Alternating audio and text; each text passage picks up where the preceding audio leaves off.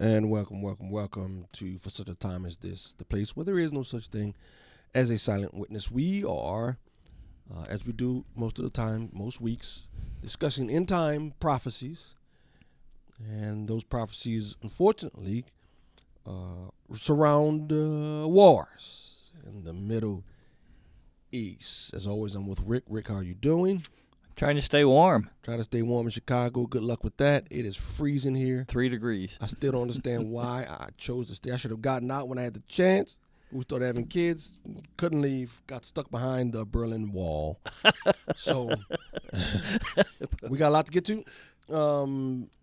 Many things are going on. I think as you continue to look at the current events, you cannot help but the sense, boy, things are just coming to a head. So let us get into the clips, and then we're going to talk about Revelation 17, the ramifications of this prostitute riding this beast. What could it possibly be? Okay, here's the first clip. Rick, what are we looking at in this first clip here? We're looking at a lot of stuff going on behind the scenes in Iran. I mean, there's a lot of people being killed and slaughtered, but there's a lot of money leaving Iran. A lot of money. Here we go. First clip. If you're ready, we're going to dive into Tehran's emptied coffers and that secret line leading to Moscow. The financial seismographs of the Middle East have detected unusual, massive activity in Dubai-based bank accounts. Claims based on intelligence reports from Israel-based Channel 14 have actually brought a rumor that has been circulating for a long time to the headlines. Mustafa Hamani, son of Iran's supreme leader Ali Khamenei, and known as the shadow leader of the regime, transferred $1.5 billion under his personal control to secure escrow accounts in Dubai. Picture that figure in your mind, $1.5 billion. This sum is enough to meet the needs of cancer patients unable to access medicine due to sanctions against Iran for years. However, if this transfer is read merely as a corruption story, the bigger picture is missed. Mujtaba Khamenei was seen as the regime's crown prince. He was expected to take the throne after his father and was said to have absolute control over the Revolutionary Guards, or Pastaran. If the crown prince trusts Dubai banks rather than the country whose legacy he is supposed to inherit, this is the most concrete evidence that the regime has raised the white flag internally. Mujtaba's money flight shows that the regime, which said, "We will stay and fight," has actually switched to a "we will take and run" strategy. So where did this $1.5 billion come from? And what did this money transfer trigger in the Iranian banking system? Reports published by the Wall Street Journal in recent days revealed that Iran's largest banks, especially SEPA Bank, are on the verge of a complete collapse. SEPA Bank is not an ordinary bank. It is the financial backbone of the regime, paying the salaries of the Revolutionary Guards and the army and financing missile programs. According to the WSJ, 5 major banks, including SEPA, are technically bankrupt. Now, it may be true that they've moved money, but to say that they're not going to fight, I don't know if I buy that per se. I don't know about that. The only thing is, so this is the money they used to pay the IRGC, who's doing all the killing and massacring of the people, and all their proxies too. So if they have to move it to Dubai, instead of just paying them directly from their banks, how will that be when they start? That's true. When they start defaulting on the salaries of the soldiers, you got issues. But that hasn't happened yet. Yeah, but it looks like it's headed that way. But okay, we'll see. Yeah, we'll see. We'll see. All right, here's the next clip. So this is another destination where the money is going. Gotcha. Here we go. The connection between Mujtaba's money transfer and the bankruptcy of these banks is a classic bank run or bank panic. But this time, it is not the public that is causing the panic, but the bank's owners. The regime's elite drained the bank's liquidity by rapidly converting their riyals and assets into foreign currency and transferring them abroad. So while Mujtaba saved his money, he actually emptied the coffers that would have paid the regime's soldiers' salaries. However, Mujtaba's $1.5 billion is only the visible, small part of the iceberg. The real big operation is being run through SETIT, CETED, or to give it its full name, the Center for the Implementation of the Imam's Orders. The name sounds like a religious foundation, doesn't it? But in reality, this structure is a huge holding company worth over $95 billion, directly linked to Ali Khamenei, unregulated and not paying taxes. This empire is built on properties, factories and land seized since the 1979 revolution. Here is the most striking claim coming from the field. The liquid assets of this $95 billion structure, namely its gold reserves, foreign currency stocks, and precious metals, are currently being systematically moved out of the country. So where to? Dubai? No, Dubai is too transparent and under Western intelligence surveillance to hold $95 billion. Here, the route turns north. Intelligence reports and flight tracking data shared by British MP Tom Tugendhat decode the air bridge established between Tehran and Moscow. The question of what Russian cargo planes departing from Tehran's Imam Khomeini airport at midnight with no passenger records are carrying from Tehran to Moscow is marked urgent on the desks of Western intelligence services. Allegations suggest that these planes are carrying the physical gold reserves and cash dollars of the Central Bank of Iran and CETED. Why Russia? Because Russia is currently the only country in the world that can launder and store billions of dollars outside the SWIFT system, beyond the reach of US sanctions. All right, so I mean, if this is true, that would signify that they are running like rats. I mean, it happened in most countries that fall, right? Yeah, Romanovs $95 billion. This is worth $95 billion. We don't really know because they're a closed country, but it's a lot of money. But I've heard 10 years ago that China was about to fall. 10 years ago, Michael Chang wrote a book about it. Right. It hasn't happened. You know what I'm saying? I heard 10 years ago that the guy in North Korea is supposed to fall. Right. It ain't happened. So, I mean, I take these with a grain of salt. You know, this old saying, fool me once, shame on you, fool me twice. We keep talking about dictators falling. But, again, if this is true, because China and North Korea didn't have bombs being dropped on them by the U.S. military right. and Iran and Israel, but if this is true, this would signify a big change that the Ayatollah's rule in Iran is gone. If it's true, we'll see. So, all right, next clip. This is the killing that's going on in Iran. There's no killing going on. Trump said they're not killing anymore. You know, he needs to find a better definition for peace. You know how the liberals always change the meaning of a word? Yeah. Well, Trump needs to change the meaning of the word. Maybe Trump is getting confused with the definition of a word. All right, here we go. Goldy Ghomari is an Iranian-born lawyer and former Canadian lawmaker, and as Iran once again erupts in protests and the regime tightens its grip, we turn to her for some insights. Goldy, welcome to Jerusalem Dateline. Thank you so much for having me here. Thank you for joining us. So first, we want to hear from you what your contacts inside of Iran are saying. Well, it's difficult to get any news from my contacts directly because the regime's shut down the internet. So I actually haven't heard from my family directly since they shut down the internet last week. But there are some Iranians who have been able to get a hold of friends or family inside. And what they are saying is that the situation is incredibly dire. The amount of casualties is higher than what's even being reported in the media. But what they're saying is right now we don't want to focus on the casualties. What they're saying is we want to focus on the fact that after 47 years, we can see and taste freedom. And we are so close to overthrowing this brutal Islamic dictatorship. There will be time for mourning the murdered Iranians after, but right now they want the world to know that the fight is continuing. Iranians have never been more motivated than ever, and they're not going to stop until they're free. Do you think this is the breaking point? Absolutely, 100%. This is the breaking point. It's war. It's war out there.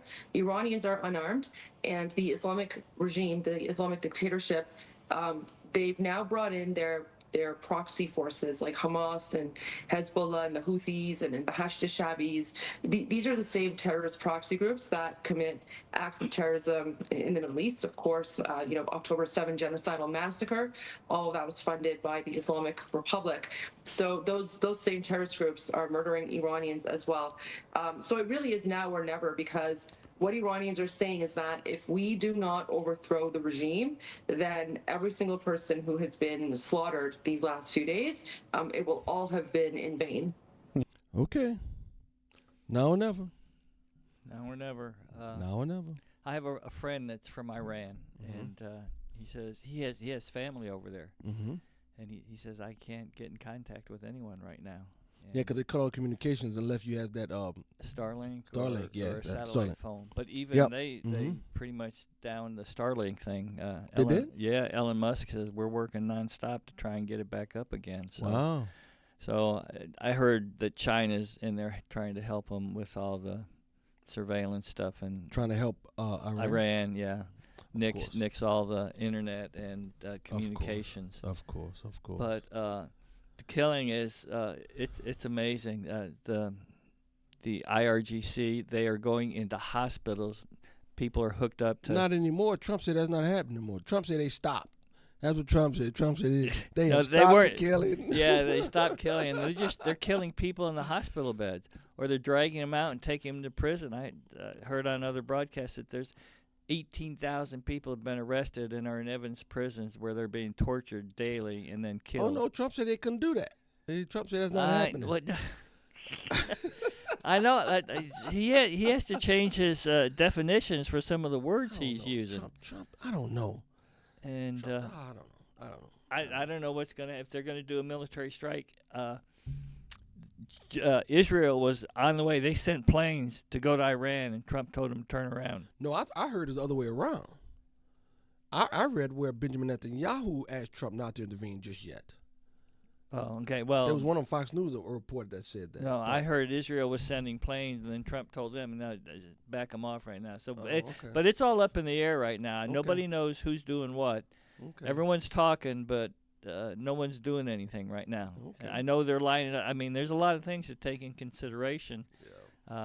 Will that stop the regime? Will it stop the killing in the streets? Well, this is the first time a U.S. president's called for the downfall of the Ayatollahs, correct?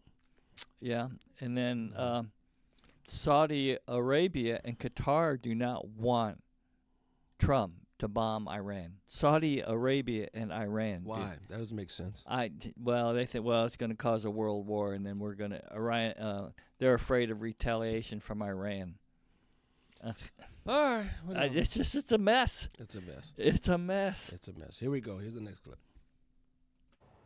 Yes, I believe so. I believe this is the moment that the U.S. military should intervene, because the Islamic dictatorship, they are so vicious, they are so vile.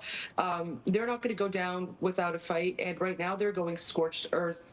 We're seeing images coming out of people with military grade machine guns who are just roaming around in the backs of vans, and they're just indiscriminately shooting into crowds of people.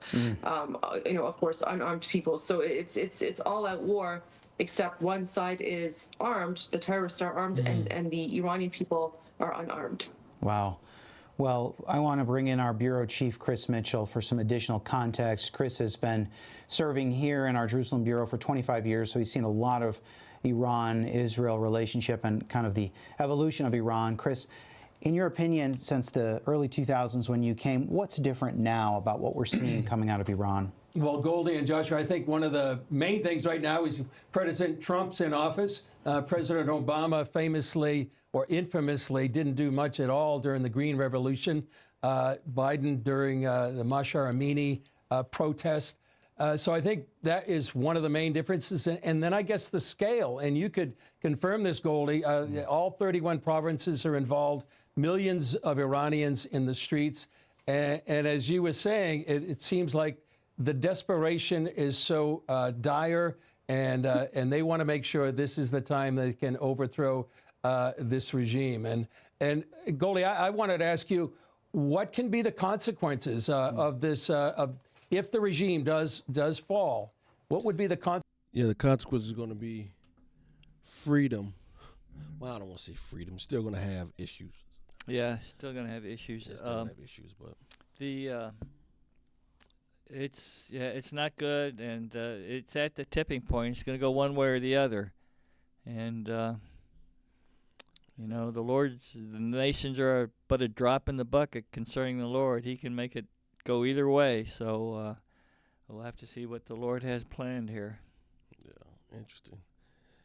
Look at Israel, look at Jerusalem. All right, here's our last clip before we get into the spiritual discussion. Here we go. So President Trump's Board of Peace has been grabbing a lot of attention in the news lately. Basically, it's a committee that will sort of oversee Gaza now that the war is over, with some of the countries who are part of this Board of Peace even having troops on the ground in Gaza to keep the peace. One of those countries being Turkey. Yes, Turkey. Even though Israel said that Turkey having troops on the ground would be a hard line for them. Also, they just announced that President Trump sent a letter inviting the Turkish president to not only be a member of the Board of Peace, but also to be a founding member of the Gaza Peace Council. Argentina was the first country to publicly share President Trump's invitation to the Board of Peace. 50 other nations have been invited, including a bunch of European nations and Canada and Qatar, Turkey, Jordan, and Pakistan, which is kind of crazy. After the invitation to Pakistan, Pakistan's prime minister said this, quote, Pakistan will remain engaged with international efforts for peace and security in Gaza, leading to a lasting solution to the Palestine issue in accordance with United Nations resolutions. Pakistan doesn't even have diplomatic relations with Israel, and they've been very vocal in their condemnation of what they call Israel's genocide in Gaza. And now a report came out, and this is wild, guys, that Trump has invited Russian President Vladimir Putin to be a part of this Board of Peace as well, which seems absolutely insane to me, guys. I don't really know what's going on with this.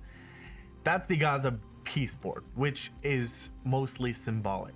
However, Turkey, as well as Qatar, have been invited to sit on the more consequential Gaza Executive Board. It's kind of confusing. The inclusion of both of these countries, which is more consequential, was met with staunch opposition from Israel. As to be expected, with Prime Minister Benjamin Netanyahu's office even saying Saturday that the board's makeup, quote, was not coordinated with Israel and contradicts its policy. After Netanyahu's statement, an unnamed senior American official was quoted by Axios saying this, quote, this is our show, not his show, and if he wants us to deal with Gaza, it will have to be our way. yeah, good luck with that. That ain't gonna happen. No, Netanyahu back out here say, hey, we're done with you. Yep, because you that's not what we agreed upon. Right. And they're not even in the negotiations on who goes on the board. No, forget that. That's crazy. That's not going to work. Trump that had the potential to absolutely blow up in Trump's face. And I think a lot of sane people will recognize that Trump is wrong in this. He's wrong. You don't invite mortal enemies for centuries to sit on your peace board. To sit on your peace board. And again, here's what people keep forgetting. Israel owns Gaza. Right. They won in the 67 war.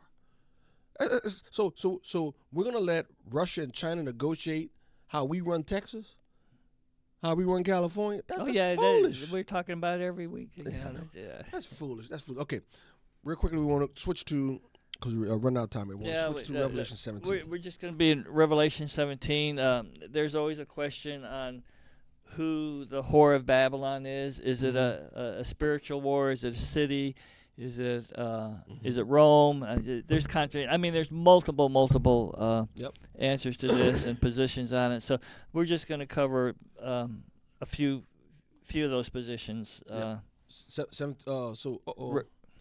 this 17? I messed up. This is not. It's not Revelation 17:17. It's Revelation 17:1. 1 through 6. 1 through 6. My mistake. I got Revelation 17:17 up on the board. Let me change it. Okay, Revelation 17:1. Then one of the 7 angels who had the 7 bowls came, said to me, "Come, I will show you the judgment of the great prostitute who is seated on many waters, with whom the kings of the earth have committed sexual immorality, and with the wine of whose sexual immorality the dwellers on earth have become drunk." And he carried me away in the spirit into the wilderness, and I saw a woman sitting on a scarlet beast that was full of blasphemous names, and it had 7 heads and 10 horns. Rick, you want to tackle it first, or just the preliminary? What you well, interpretation of this? the committed fornication with the inhabitants of the earth. So I think this is in reference to Jerusalem. That's my position. Israel has always been explained as the harlot, the prostitute, throughout the Old Testament, and especially in Ezekiel. Ezekiel is brutally descriptive about Israel's spiritual adultery. So I think it's leaning that way. The 7 heads and the 10 horns.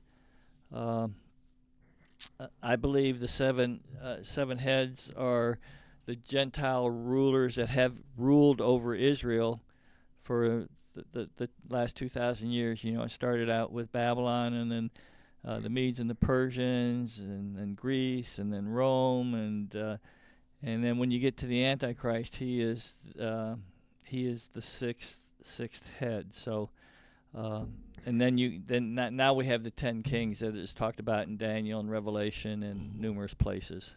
Mm-hmm. And so the one view that takes the prostitute to be the Church of Rome, Roman Catholic right, that's Church. That's a common. It's a common thing. 7 angels.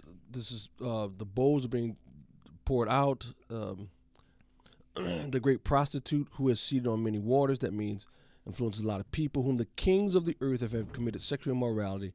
The Roman Catholic Church has had influences over a lot of kings on the earth, particularly in Rome, but they have spreaded the heresy of Roman Catholic Church with all the kings, and with whom, and with wine of those whose sexual immorality, the dwellers on earth have become drunk. Again, the Roman Catholicism has spread throughout the earth for many, many years. And verse 3, and he carried me away in the spirit in the wilderness, and I saw a woman sitting on the scarlet beast that was full of blasphemous names, and it had 7 heads, 10 horns. That is the beast system, the one world system.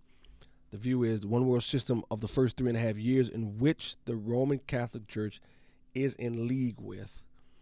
That would be the one interpretation. Then we go to Revelation 17:4, 4, 5, and 6. The woman was arrayed, this is prostitute. The woman was arrayed in purple and scarlet and adorned with gold and jewels and pearls, holding in her hand golden cup full of abominations and the impurities of her sexual immorality.